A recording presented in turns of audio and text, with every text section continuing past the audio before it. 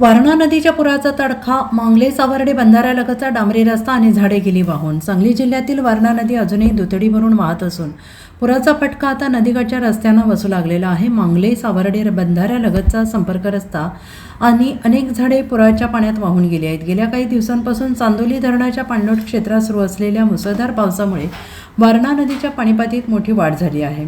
या वाढलेल्या पाण्याचा मोठा फटका मांगले सावर्डे येथील वारणा नदीवरील बंधाऱ्यालगतच्या रस्त्याला बसलेला आहे. मांगले बाजूचा साईड रस्ता पाण्याच्या प्रचंड प्रवाहामुळे खचून थेट वाहून गेला आहे.